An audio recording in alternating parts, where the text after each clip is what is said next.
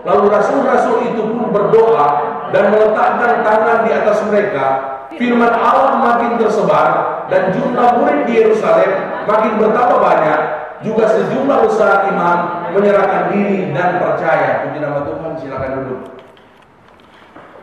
Saya memberi atau tema pada minggu ini adalah jadikan doa bersama sebagai prioritas.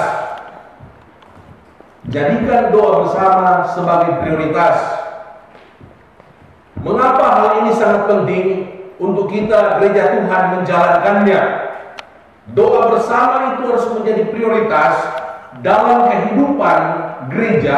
Mengapa ini penting untuk dijalankan? Saya mencatat di sini yang pertama-tama, karena berdoa itu adalah teladan yang diberikan oleh Tuhan Yesus kepada kita.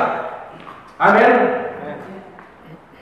Berdoa adalah teladan yang diberikan oleh Tuhan Yesus kepada kita. Kalau kita membaca di dalam Injil Yohanes pasal yang ke-13, Injil Yohanes pasal yang ke-13 ayat 15, di sini konteksnya bagaimana Yesus memberikan contoh, memberikan teladan kepada murid-murid ketika dia membasuh kaki mereka, ya, dalam pasal yang ke-13. Kemudian dia menyampaikan kepada murid-murid apa yang dia lakukan ini. Kalau dia adalah Tuhan, dia adalah guru, maka mereka juga harus melakukannya. Artinya, apa yang Yesus lakukan, bahkan apa yang dianggap Yesus sebagai hal yang penting, hal yang prioritas, maka kalau kita adalah anak-anaknya, lebih lagi kita adalah murid-muridnya yang dia percayakan, yang dia panggil untuk melayani, maka kita juga harus mengikuti teladan daripada Tuhan. Jadi gereja Tuhan yang sama seperti Yesus adalah gereja Tuhan yang mengedepankan doa bersama di dalam kehidupan pelayanan gereja Tuhan. Saya mencatat ada beberapa teladan yang diberikan oleh Tuhan di dalam hal berdoa.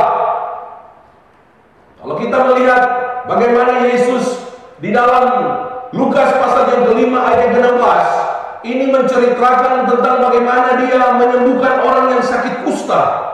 Dan banyak orang yang datang mengikuti Yesus.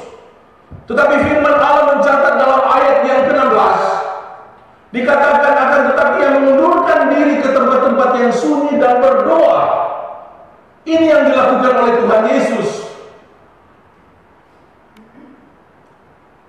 Kemudian di dalam Lukas pasal yang ke-6 ayat yang ke-12, sebelum Yesus memilih murid-murid, ke-12 muridnya, dikatakan oleh firman Tuhan dalam ayat yang ke-12, pada waktu itu pergilah Yesus ke bukit untuk berdoa, dan semalam-malaman ia berdoa kepada Allah.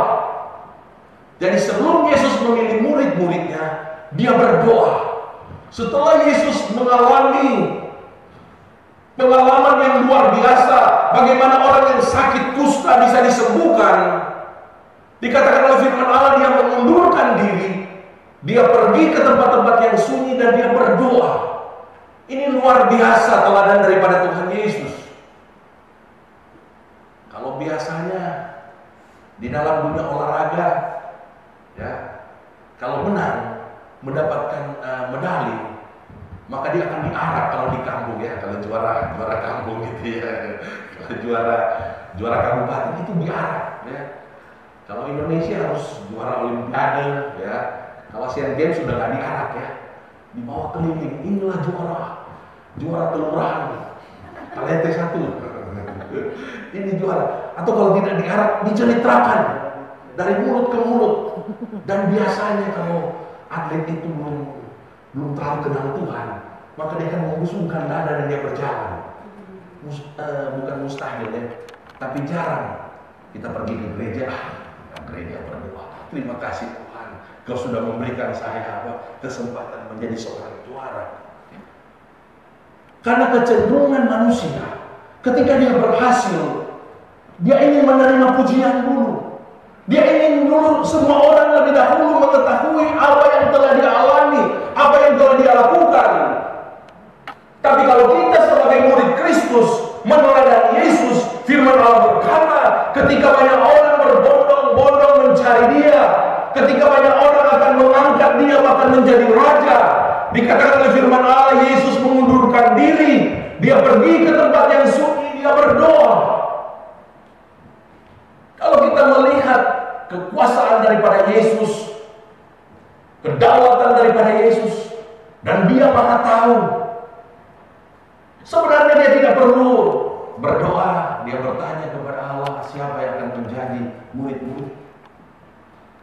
Tetapi karena dia ingin memberikan teladan kepada kita, umatnya yang hidup pada zaman ini, bahwa dia berdoa di dalam memutuskan hal-hal yang penting. Dia berdoa ketika dia melakukan hal-hal yang luar biasa. Maka orang-orang percaya harus mengikuti teladan daripada Yesus. Amin. Haleluya.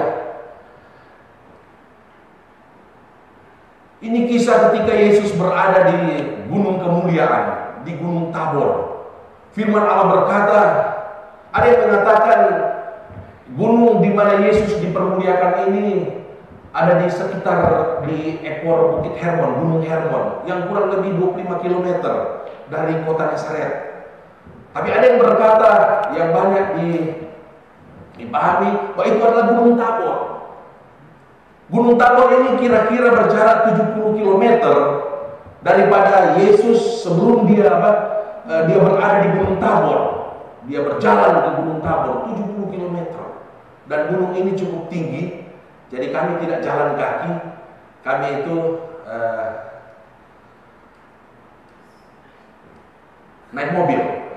Tapi waktu sudah masuk ke dalam gereja di mana diyakini Yesus menyatakan diri dalam kemuliaannya, kami turun dari mobil dan mobil tidak boleh masuk, dan kami berjalan. Ini gereja, latar belakang gerejanya diyakini di sini.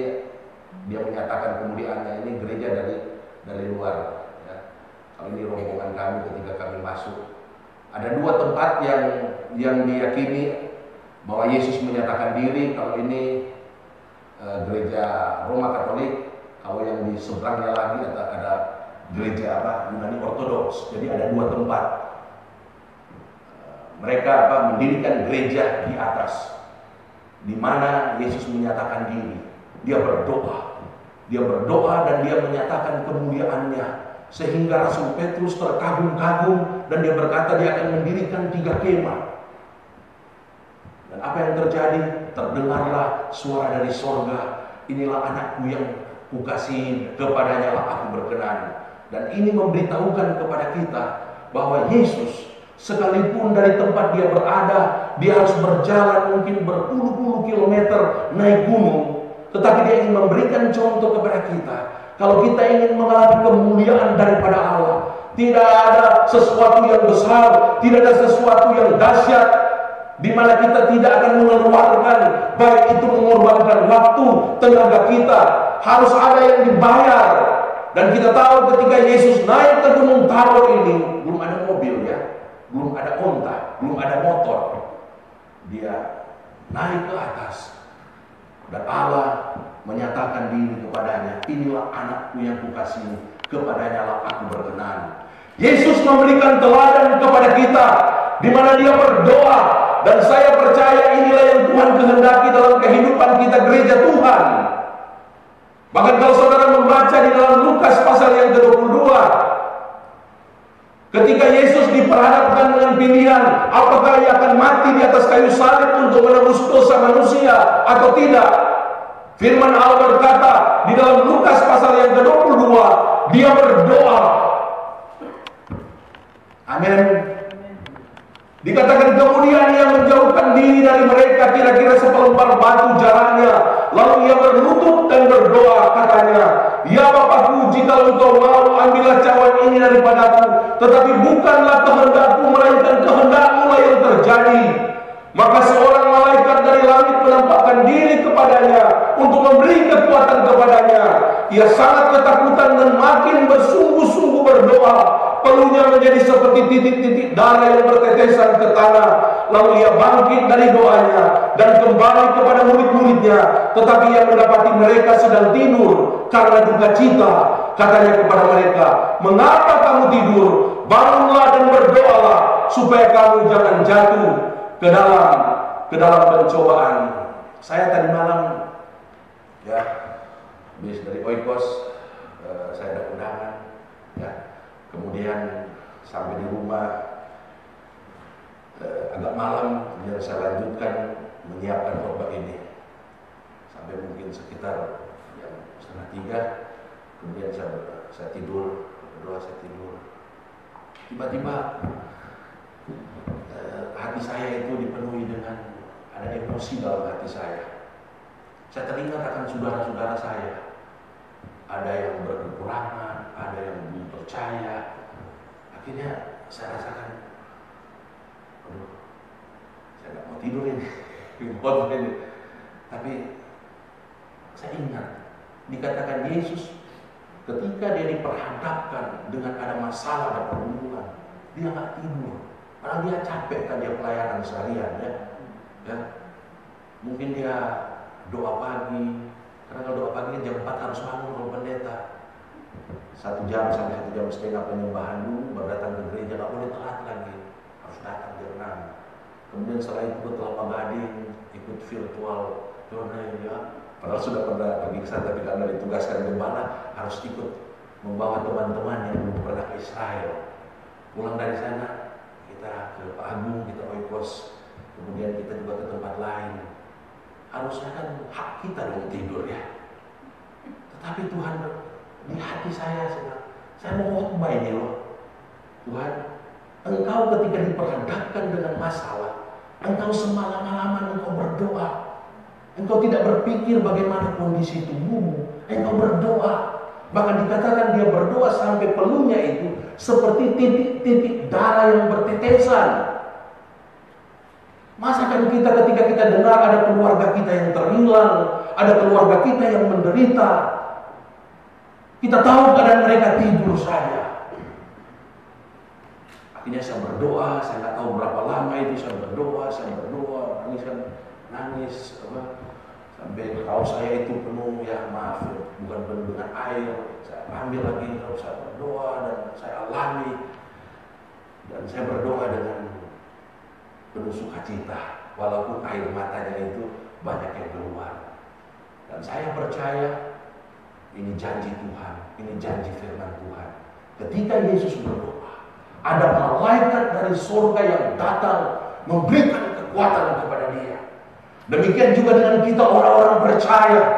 Ketika kita tidak mementingkan diri kita sendiri, ketika kita masuk di dalam arena doa, dalam peperangan doa, bukan untuk kepentingan diri kita sendiri, tetapi untuk kepentingan orang lain, kepentingan jiwa-jiwa yang terhilang. Saya percaya ada malaikat yang dari sorga yang akan memberikan kekuatan kepada saudara. Amin. Saya nggak lihat Pak Pendeta kalau saya berdoa, atau mungkin belum melakukan, sehingga tidak merasakan malaikat memberikan kekuatan. Tapi saya sebagai hamba Tuhan, saya mengajak kita semua, kalau kita belum mengalami atau berada di level dimensi doa yang seperti ini, mari kita menjadikan Yesus sebagai teladan. Dia memberikan teladan kepada kita. Ketika mungkin kita ngantuk, ketika terlalu banyak persoalan, ketika terlalu banyak masalah, bahkan segala sesuatu kita mengalami pergumulan, mengalami kekurangan, mari kita masuk dalam ruang doa. Kita berdoa kepada Tuhan, berdoa dengan Roh Kudus, berdoa dengan berbahasa roh, maka Allah akan memberikan kekuatan kepada kita. Karena firman Allah berkata, ketika kita berdoa di dalam bahasa roh, maka iman kita akan dibangun, kita akan dikuatkan. Amin. Saudara akan mengalami pengalaman-pengalaman yang mungkin orang lain akan suka lakukan, tapi saudara bisa lakukan.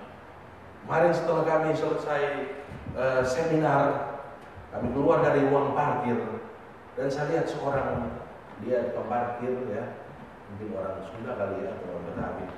Dan saya beritakan Injil kepadanya. Yesus mengasihimu. Dia mati, dia bangkit, dia naik ke surga. Dia katakan, barang siapa percaya kepadaku, dia tidak akan binasa, melainkan beroleh hidup yang kekal. Barang siapa berarti siapa saja, termasuk Mbak. Siapa namanya Mbak? Dia sebutkan. Apakah Mbak percaya kepada Yesus yang bukan kepala? Karena apa?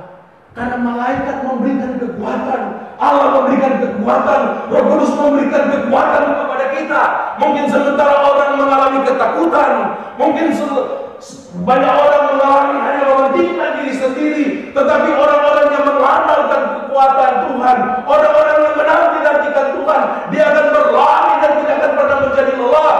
Firman Allah katakan, diberkatilah orang yang mengandalkan Tuhan, kata firman Allah, yang menaruh harap kepadanya.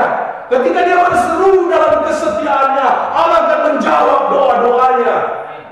Untuk itu pada pagi hari ini firman Allah mengingatkan kepada kita, ketika saudara diperhadapkan dengan pilihan untuk kesenangan diri sendiri atau untuk kepentingan orang lain, keselamatan orang lain, mari kita tinggalkan kepentingan diri kita sendiri dan kita berdoa.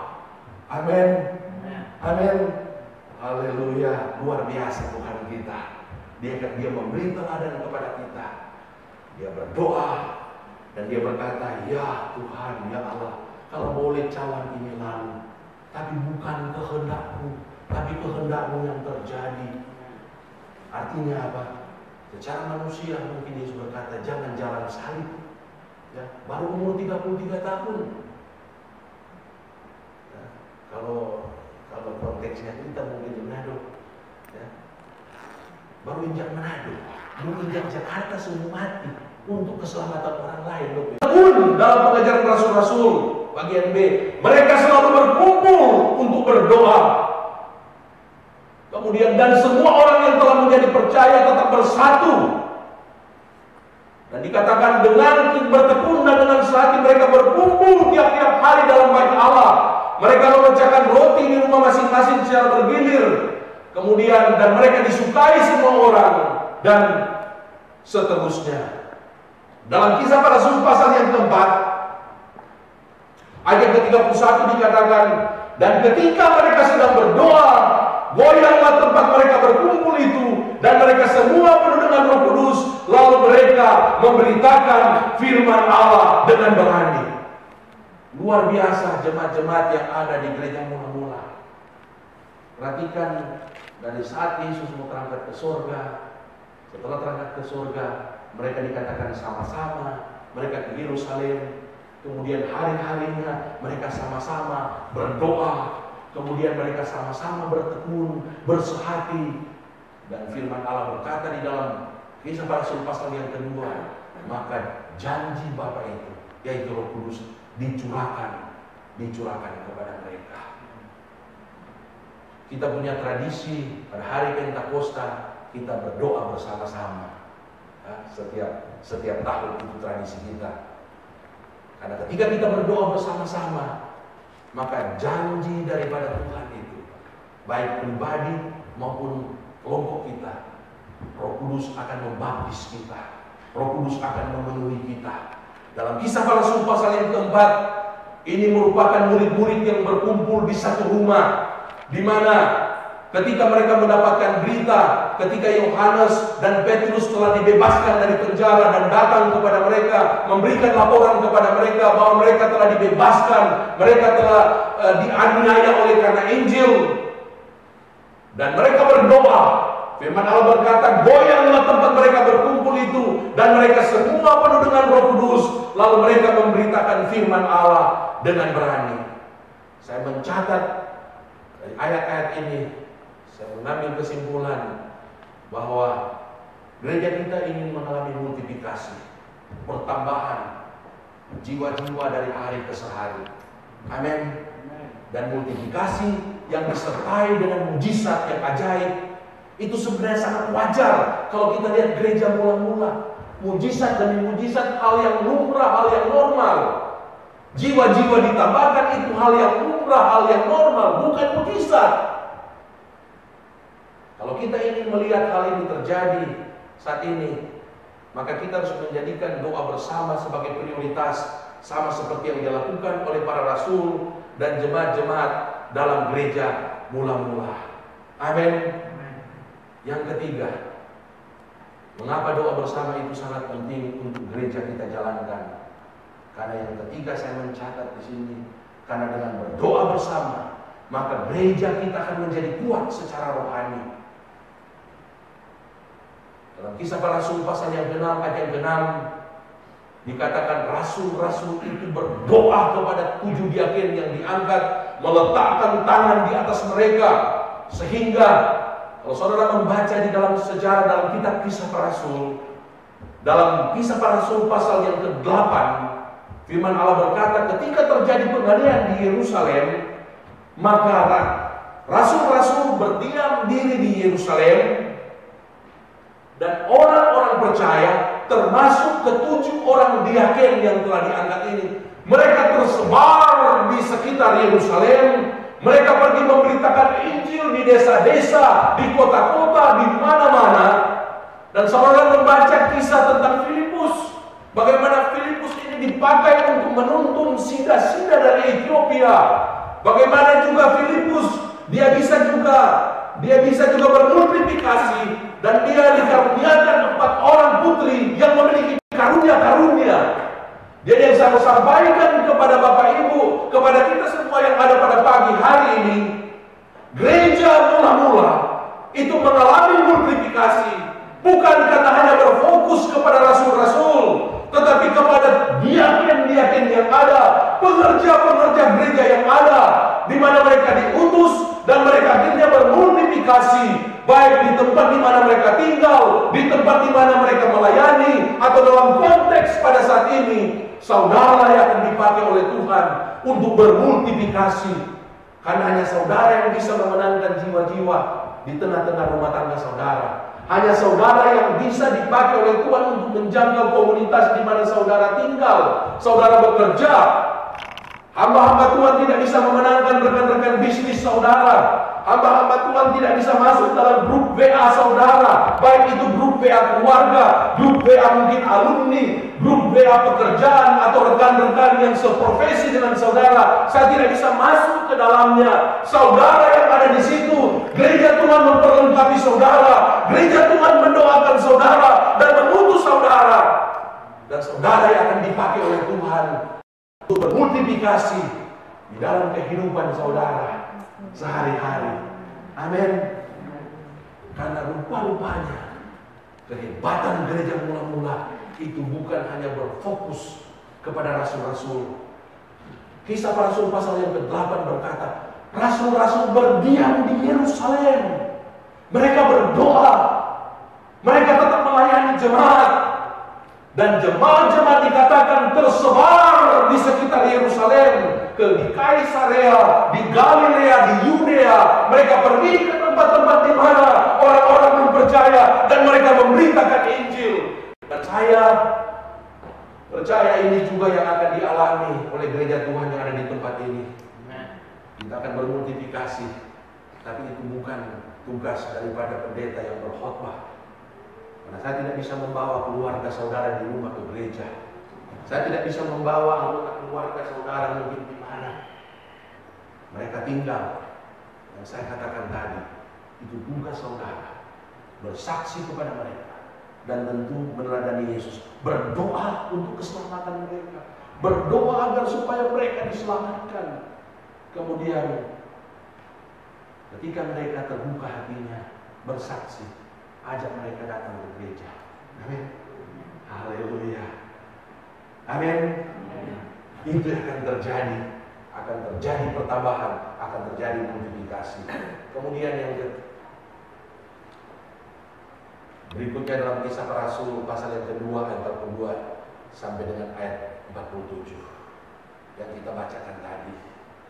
Ketika kita melakukan ketiga hal ini, maka firman Tuhan berkata, dan tiap-tiap hari Tuhan menambah jumlah mereka dengan orang yang diselamatkan. Amin.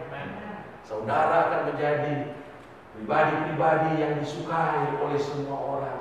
Karena apa? Karena dikatakan, dan semua orang yang telah menjadi percaya tetap bersatu, dan segala kepunyaan mereka adalah kepunyaan bersama, dan selalu ada dari mereka yang menjual harta miliknya, lalu membagi-bagikannya kepada semua orang sesuai dengan keperluan masing-masing. Dengan bertekun dan dengan hati mereka berkumpul tiap-tiap hari dalam bait Allah, dan seterusnya. Ini akan terjadi ketika kita mengambil bagian di dalam pelayanan ini. dimanapun saudara berada. Ya. Saya kaya hidup kita. Jemaat gereja mula-mula itu hal yang terbiasa, mereka jual, mereka bagikan ke gereja, bagikan ke orang-orang miskin, hal biasa. Keluar mereka ketemu dengan orang-orang bagi, main kasih makanan, main kasih uang, dan habis mereka jual aja, ada banyak anak.